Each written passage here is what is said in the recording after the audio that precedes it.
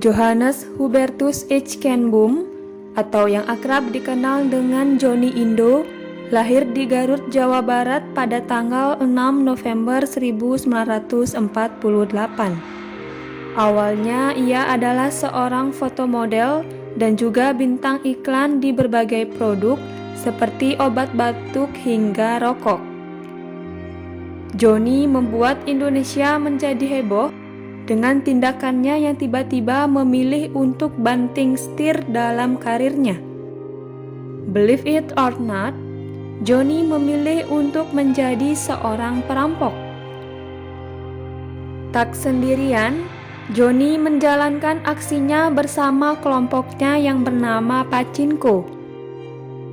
Pachinko adalah singkatan dari pasukan Cina Kota yang pada awalnya adalah geng motor kecil-kecilan yang ia dirikan sebagai hobi sampingan. Aksinya itu dilakukan sekitar tahun 1970-an dengan target sasarannya adalah berbagai toko emas di Jakarta dan sekitarnya.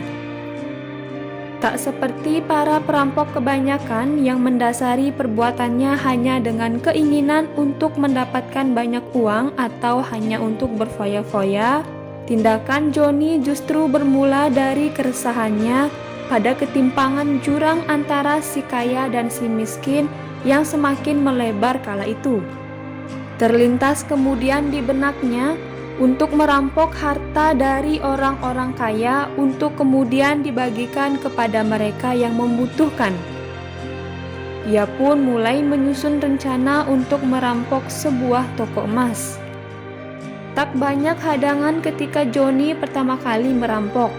Mungkin karena pada saat itu para pegawai toko begitu ketakutan ketika ditodong senjata api, atau mungkin saja pada saat itu belum ada sistem keamanan yang cukup canggih. Selama karir perampokannya, ia berhasil merampok hingga 4 toko emas yang semuanya berada di kawasan Jakarta.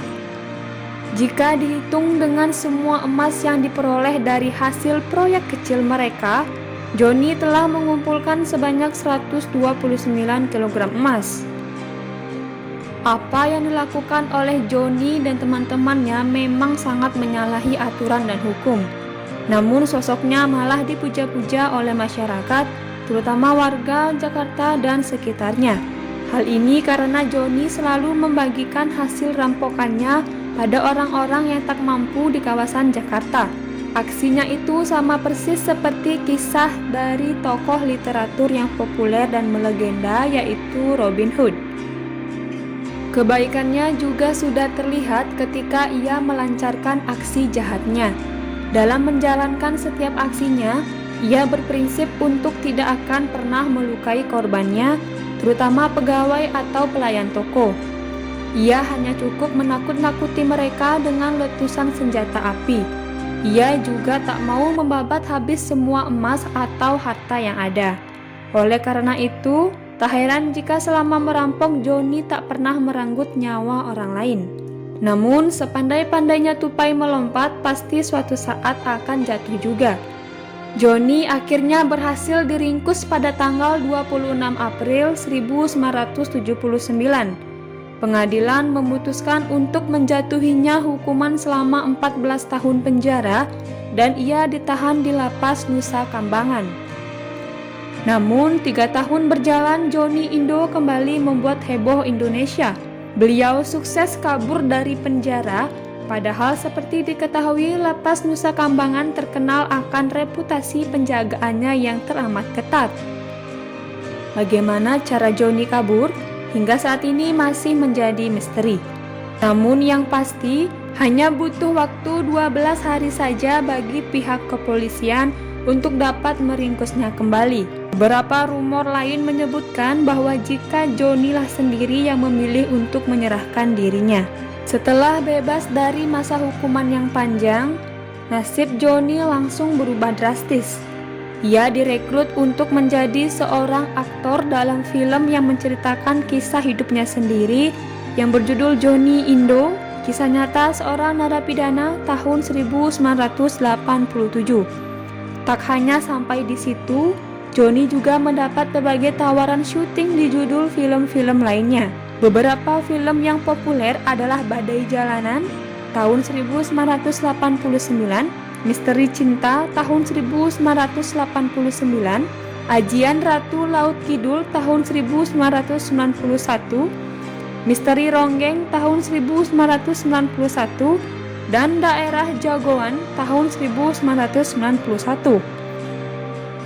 Nama Johnny Indo mulai meredup sekitar tahun 1990-an.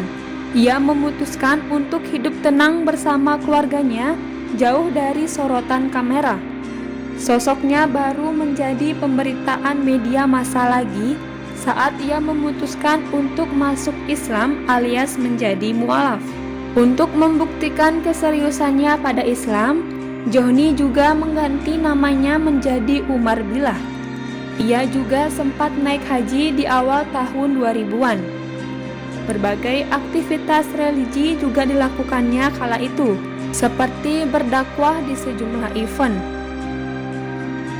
Akhirnya pada tanggal 26 Januari tahun 2020, di usianya yang ke-71 tahun, Johnny Indo mengembuskan nafas terakhirnya.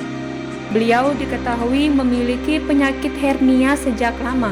Selain itu, faktor usia juga menjadi alasan kepergian sang legenda. Prosesi pemakaman Johnny Indo dilakukan secara Islam, di mana jenazahnya disalati dan didoakan. Meskipun begitu, jenazah sang almarhum tetap dimasukkan ke dalam peti, mengingat keluarga besar beliau memang seorang pemeluk agama Kristen. Istrinya bahkan berprofesi sebagai seorang pendeta.